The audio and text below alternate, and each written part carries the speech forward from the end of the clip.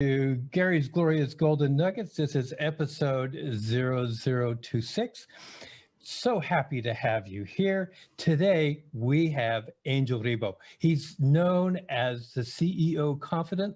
This gentleman has an international clientele. He's also an international TV host when you think about all that he does. He's on several talk shows where he's actually interviewing people. This gentleman is a philanthropist. He has a great sense of social responsibility. He's been an entrepreneur for years and years, and now we have the opportunity to hear from Angel. So let me welcome you, Angel. Thank you. Thank you very much for having me, Gary. It's a pleasure. It's an honor. And obviously, thank you, everybody who's listening to us today.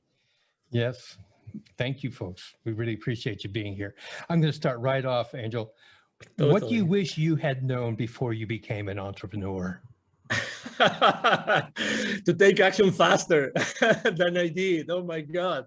You know, I was so confused. It's a great question. I still remember, I will never remember, obviously. I will never forget, the first day as an entrepreneur, right? I mean, I was extremely blessed. I had a great jobs, and my company was kind enough even to put the severance package in place. And I had this outplacement company helping me in case I wanted to have another job. They already knew I wanted to become an entrepreneur. But hey, I mean, so much support and so many things, to be honest. Sometimes I think it was just counterproductive, you know, because I was always like, okay, so I have all those resources and then I have all these different options. I've done so many things and I have this route that I could go. I have this route that could provide this service, this other service. And yet, literally, I wish I had taken just one route and started like hitting hard in that direction. Definitely. That's definitely the thing that when I think back, I would have liked to know and change. And that's probably why I came up with this mantra, which is the main mantra for me and for my clients, which is taking perfect action now. Taking perfect action now. That's my main mantra. It's like, regardless of the path that you take, it's by taking it that you learn, you make mistakes, and you course correct, and you course correct, and you make mistakes and you course correct. Keep going, keep going, keep going. You know, all the things will show up while you do it. It's not that you have to be insane. It's not that you have to be blind. Obviously, you have to be listening and you have to be analyzing what's going on around you. But, you know, it's like, I remember having this conversation with the director for the accelerator of the Babson College in Boston, in the Boston area. Probably you know, guys, that Babson is the #1 consistently. They deliver the #1 entrepreneurial degree in the country, if not in the world, consistently. And she was telling me right now, and that was 5 years ago, right now, in order to make a startup disruptive, we only need $10,000, $15,000. 5 years ago, we needed $200,000, $300,000. That's why the faster you go to the market, the faster you will see what you have to do to provide a better service to your audience. So, oh my God, I wish I had known that in 2016. Thank you for asking, Gary. You know, I love that because I've always lived by the mantra myself that says, anything worth doing is worth doing poorly in the beginning. You know, just keep going on it. Absolutely. And you know, you and I probably believe that there's no really such thing as failure. There's success, but there's learning experiences along the way. And there's times when your goal is not met. So when you've had those moments where the outcome wasn't what you expected it to be, what was the greatest one of those in your opinion? And what did you learn from it? Actually, probably it was when out of the blue and through a personal connection, a company, an entertainment company from Spain came to me or called me and say, hey, we are the owners of such a TV network. We are in Spain. We're going to fly to Los Angeles in a couple of weeks. We would like you to be there because we would like to make you an offer. We would like you to help us develop their business. I had no idea, absolutely no idea about their entertainment business, nothing. But I said, I mean, they were friends of friends and I had seen them, I think, once in Latin America, but they really didn't know much about their business. But anyway, there I go to Los Angeles, I meet with them, and they say, so that's what we would like to do. But you know what? We cannot pay you as much as the other clients are going to pay you. So I said, well, okay. So, you know, all right, let's see what is in here for me. And you know, when your gut feel is telling you, Angel, there's something here, you don't know what it is, but I think that you should consider this. And really, inside of me, this voice that came to me saying, You have to do this. You don't know anything, but let's keep moving forward. And I was already there. I had nothing else to do for a week. So I said, okay, I'll surrender to the unknown. Let me put it this way, Gary. And and then they go, well, Angel, you know what? Part of your responsibility, if you take this, if you accept our offer, it's going to be that you're going to be sitting on this chair just for a test, and you start interviewing people. I said, what? Yeah, you start interviewing people, and you know, but I don't know anything about these people, nothing. But don't worry, you know, we are here in this, you know, conference, and there's thousands of people. We'll bring you only like, I don't know, maybe 30, 40, 50 in the next 5, 6 days. And we will probably not have time to tell you who they are, but it doesn't matter. You know, we'll sit them down here with you, and we know you're a smart guy. I mean, as much as I like challenges, Gary, you know, I mean, I don't know anything about what this person does, right? And I have no idea of the subject matter. I mean, I have, you know, like really in an uncomfortable place, but let's say, why not? Why not?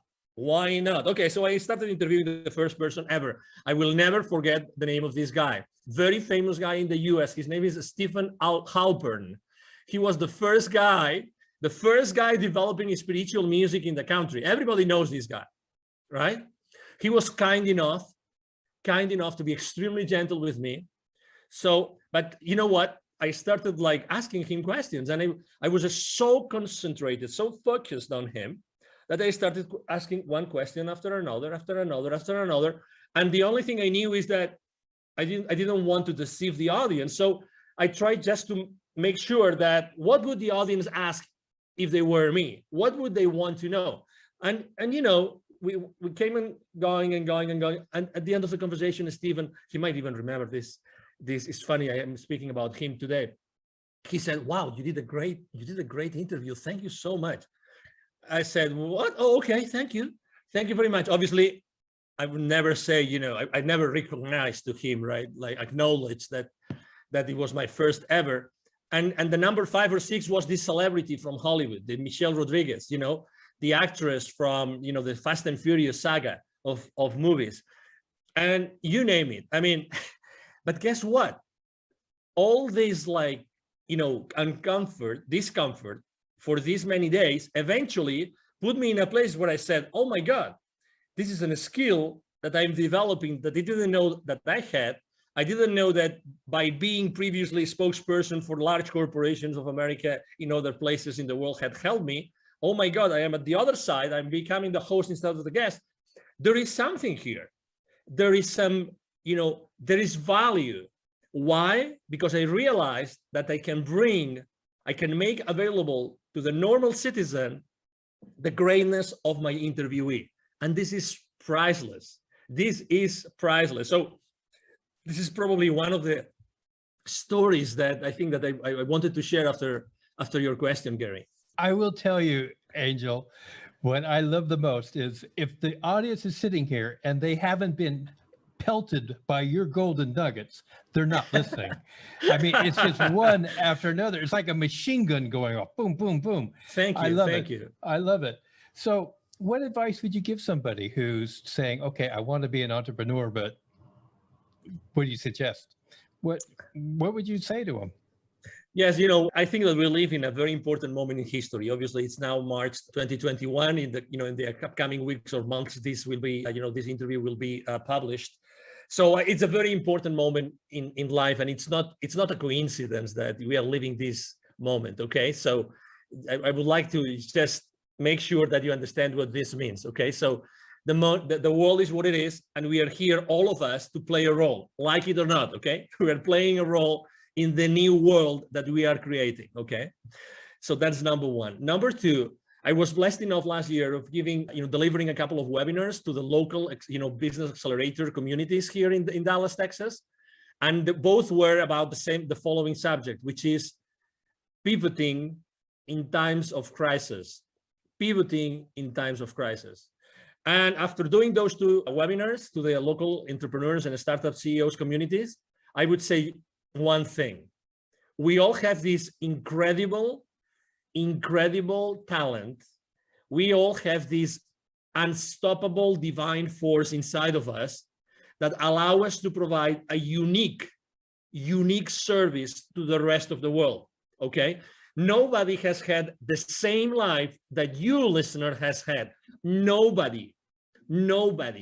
So you are unique. So even if you think, oh, there's going to be so many other coaches, so many other, consultants, so many other people making the same product, not a chance. That's not true. Nobody is able to provide the value, the wisdom, the teachings that you bring to the world just because you have had your own life and you have had your own experiences. That means by default, by definition, that means that there's going to be in the world an audience that is just waiting for you to show up and to give that value to them.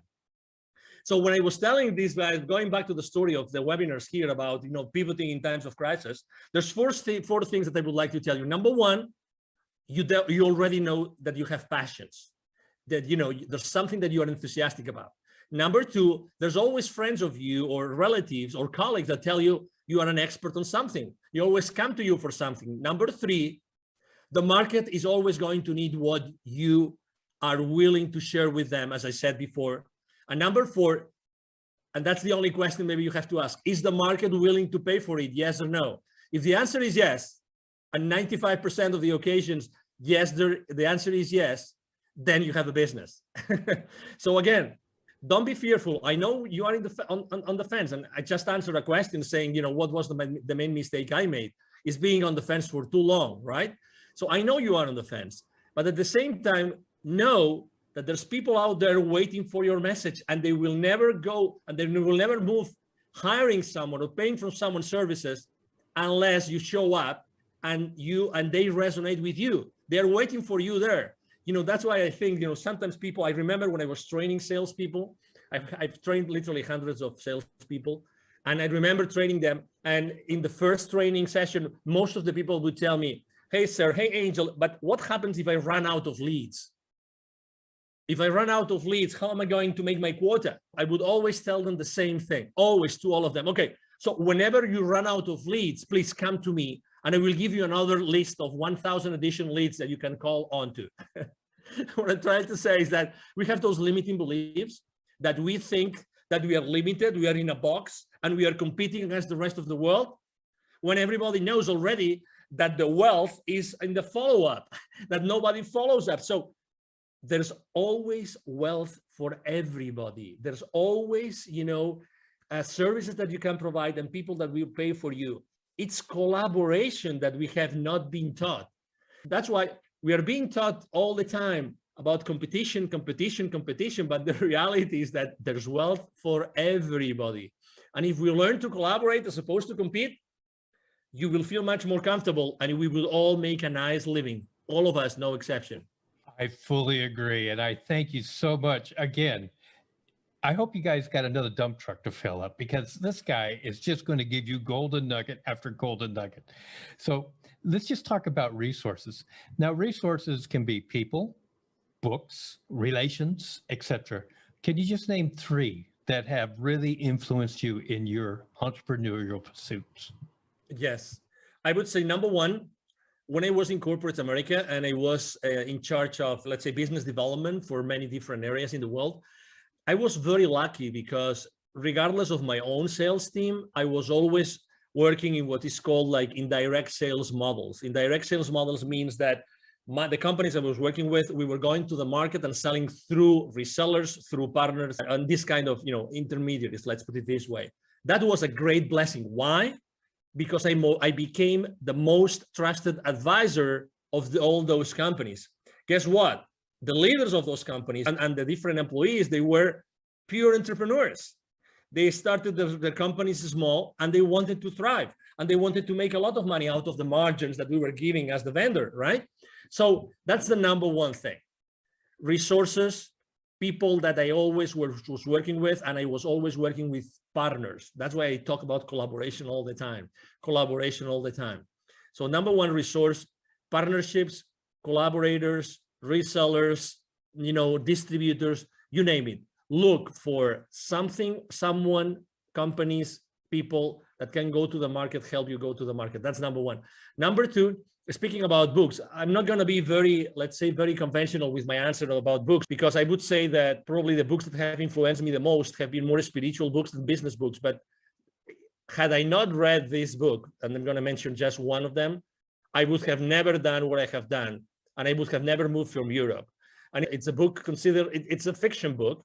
It's a history, or excuse me, the story about a series of scrolls and revelations from the Amazonian, forest in Peru. The book is called The Celestine Prophecy by James Redfield.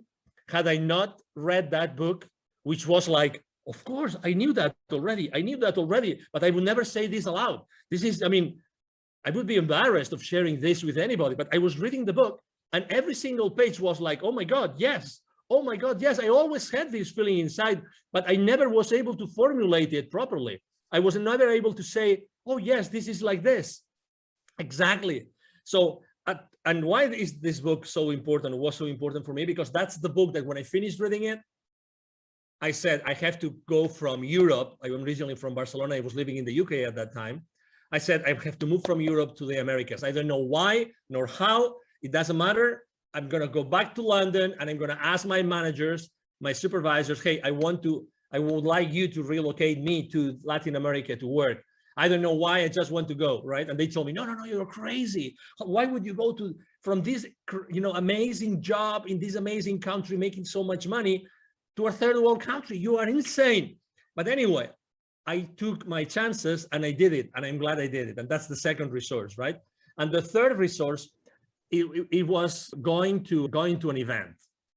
And I go to a lot of events, but this event really changed me. And although I burned my feet and that event, and now I'm giving you a clue that what event I went, and and nobody burns their feet, only the ones who are not engaged. And I was one of them. Okay, I don't mind saying it and sharing it with the world. I went to a Tony Robbins event and I burned my BLOODY feet. Okay. So, but guess what? I think that was part of the experience, and obviously it was meant to happen, right? I remember there was so many, you're talking about nuggets.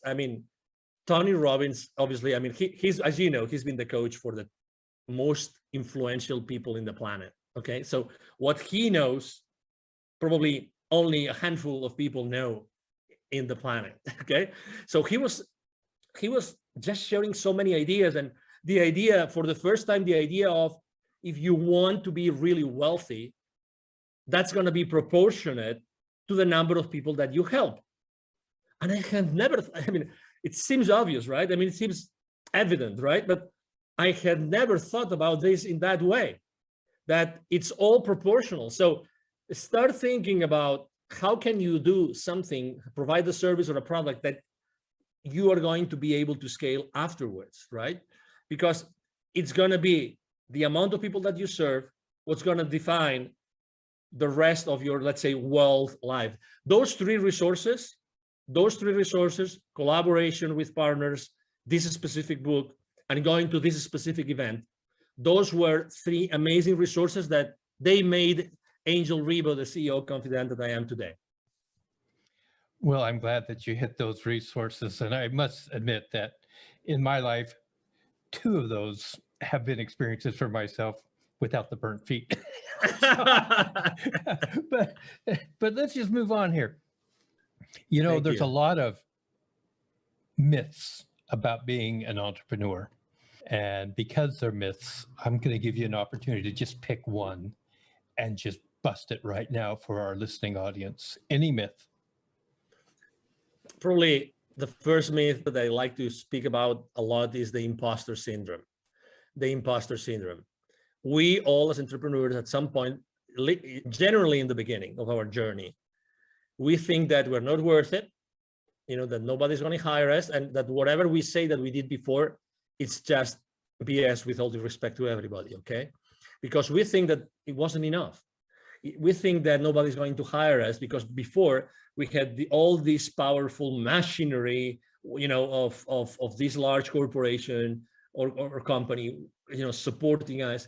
And then we think that as soon as we start saying what we did before and try to capitalize and try to show it to the world, it's fake, because it's fake because it was in another setup and it was another system and we were working with another set of goals, but it's not true. It's not true. Again, we are, as I said before, we have treasured inside of us a series of experiences, knowledge, wisdom, which is not comparable with anybody else. And that goes the other way around too. So it means that, we really don't have, and you are not competing with anybody else. So when we have this syndrome that, we think that what we are saying, even though, deep inside of us, we know it's true, we still have this feeling, and we say it like with our, mouth, like semi-shut, you know what I mean? When I read the other day a great quote, I used it for my motivational quotes on social media. I write books to know what I know. I write books to know what I know. And I can tell you, one of the reasons why I accept so many invites from podcasters is because for me to be on a podcast and to be interviewed is such a blessing, because I really get to know what I know. I have to tell you, and I can tell you a very interesting story. The other day, I was interviewed by a young guy from Bangladesh. I was his second guest, okay? And he was intimidated, so intimidated that he made it late to the show, and he was the host, right? When you realize that he was late, not because of any other reason, but when you start talking with him, you realize that there's something there. And I spent literally like the first 5-10 minutes just praising him, just telling him how brave he was, how courageous he was, that I had been in his website and everything. And he was suddenly, I saw him growing. I saw him like becoming the phoenix bird. You know what I mean? This young man, I was his second, and he started asking me questions. And the questions he was asking me were so naive. But you would say, okay, they were naive, so they were not rich. No, because it's not such a thing as a naive question. I phrase it like this, so you realize you know what I mean. But he forced me to answer questions in a way that nobody else had ever forced me to answer. So out of his spontaneity or his, being genuine and naive, actually, we eventually had an incredible interview. I really thank him so much. And obviously I offer my help to him. He's in Bangladesh and he's a very young guy. You never know where the diamonds are going to be buried. You never know that. Never, ever. So it's very human. Going back to the original question, it's very human to have the imposter syndrome. But hey, show up, step up, expose yourself. That's the best recipe I can give you to bust the imposter syndrome that we all as entrepreneurs go through. Show up. Don't be afraid. And if you cannot answer a question, it doesn't matter. Be genuine and say, hey, I haven't got the finest idea of how to answer this question. I will have to think about it. Just that. And it's you. And there's going to be people that are going to say, this guy was strong enough, and he was authentic enough and humble enough to acknowledge that, or he or she obviously wasn't able to answer that question. And that's part of who you are. And again, I'm sure that for the next interview, you will be able to answer this question and many others, because you probably will have done some homework, but I really like this, like as to be busted, because we all go through it. It's a limiting belief, and it's so not true. So not true, Gary. I really appreciate that. And one thing that I know from our brief interactions with each other, you are a master at building other people. You are a master at helping to establish confidence in what people have to offer. So I really appreciate that aspect of you from my point of view. Now, I'm going to change up a little bit, because I'm not going to ask the next question I normally ask. We talked about social responsibility. I'd like you to talk about your point on social responsibility as an entrepreneur. Yeah, there was a time in my life in which I said, if not me, who? And you will understand why. If not me, who? I had this question inside of me, if not me, who? When when I was in Latin America, I lived in Latin America for 10 years, and I was working with Latin America for 15 years. And I was going there so often. I was always dealing with, we were doing consultative selling to large corporations present with their subsidiaries in Latin America. And every time I was going to see their plants, the manufacturing plants, they would typically be in the outskirts of big cities, suburbs, rural areas sometimes. Every time I would go to those places to meet with the CEO levels, to close some deals, every single time outside those plants, there would be a lot of poverty, because that's where poor people live. They live in the outskirts of the cities. And every time I would go to those places with my rental car, they would ask me, hey, senor, would you like to buy some gum from me, some candy, a bottle of water? Can we keep your car safe while you are inside? So I was always interacting with kids, always was interacting with kids. And it reached some point before leaving, and actually that was one of the reasons why I left corporate America, in which one day I had this incredible experience in which I saw very clearly that I had this connection, this continuous, possibility to talk to the top guys in the continent, and at the same time being able to see so much poverty. And I saw very clearly, if I'm not the one connecting those two dots, who's going to do it? Who is more? Who can show more, like the experience reaching out to the top and being able to deliver to the bottom through my entrepreneurial career? And I can teach entrepreneurship to these kids in need in Latin America. That was the aha moment. That was, and again, it came very, it was an impactful moment in my life, but I was, one of the saddest things in life is that we become, how is that, too familiar with the misery. We become too familiar with problems that we don't pay attention to. And the more they show up, the more insensitive we become. We become insensitive to people that are really in depth, in deep problems. And let me tell you an example. Just in Latin America, there's 170 million kids in 2012, according to UNICEF. 81 million kids live in poverty in Latin America. 81 millions. Okay, so the population of the US is 350 million roughly. 81 million kids in Latin America live in conditions of poverty. 22 million don't have drinking water at home. 22 million. And that was from 2012. I can't imagine now, after everything that's going on in the world, I can't imagine. So that's why in 2015, after I had this experience, we gathered a team. I'm the co-founder of Wisdom for Kids. And what we do is we help underprivileged kids in Latin America become entrepreneurs using the local resources. And you see, it's like, Gary, it's like for my entire life, I was preparing for this. Isn't it crazy? It's like I had learned all this entrepreneurial stuff and connecting to all these people and knowing how to reach out to them, blah, blah, blah. All this, like, there was a plan behind it. Someone had been working on that plan for me to be able eventually to do that. That's why I was asking myself, as I said in the beginning, if not me, who? Who's going to do this if it's not me? Who is more, prepared to do this? And I felt immediately, the responsibility in a good way, because going to Latin America and teaching kids entrepreneurship is just a blast. It's a big blessing, as you can imagine, Gary. I just am so overwhelmed with the things you've just talked about. Thank you. This is why I love doing what I do when I get to talk to people like this. How can people contact you? Thank you. So I'm very active on social media. I'm blessed with having a great team that helped me do that. Otherwise, I wouldn't be able to do it. I thank my team every single day. I am the most active network I am on social media outlet is LinkedIn, the professional network. You can message me there and you will see me there. Angel Ribo, Ribo spelled like R-I-B-O for the ones that don't see the video of this interview. My brand is the CEO Confidant.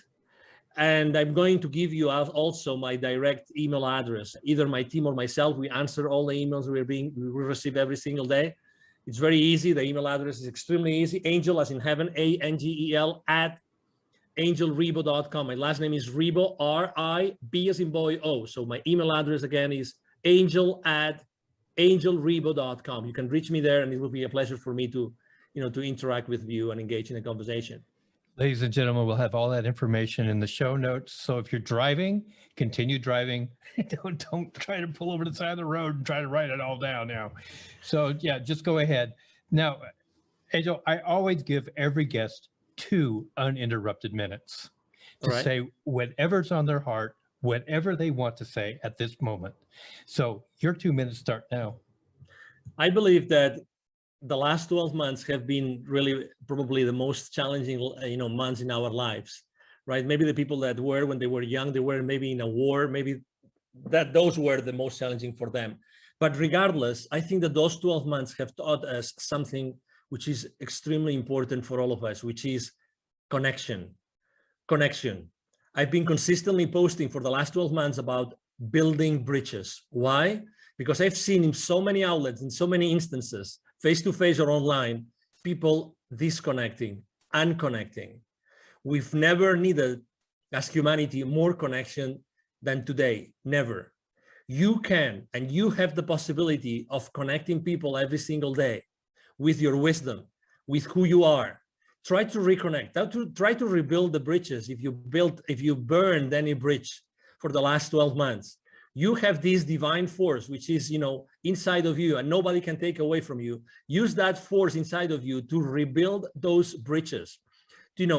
Really you can make a difference just with who you are today and with what you do every single day.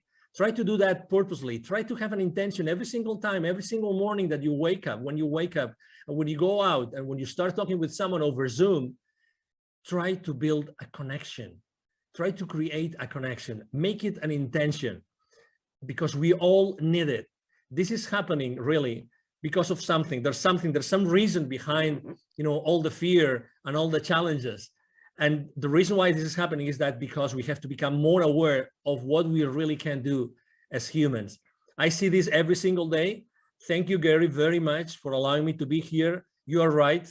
When I work with someone, I really make sure that they understand their own potential. That's my main goal with everybody I work with.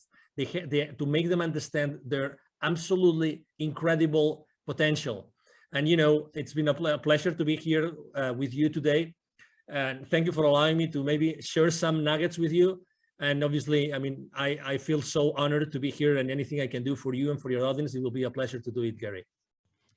Thank you so much. Angel, God, I love you, man. You're great. Thank you. Likewise. Ladies and gentlemen, that is going to conclude this episode of Gary's Glorious Golden Nuggets. If you've enjoyed the show and you haven't subscribed yet, please do subscribe. If you would like to share this with somebody, please do. Help our audience to grow. Angel, you are a gold mine. Thank you so much. Thank you so much for your time. Absolutely.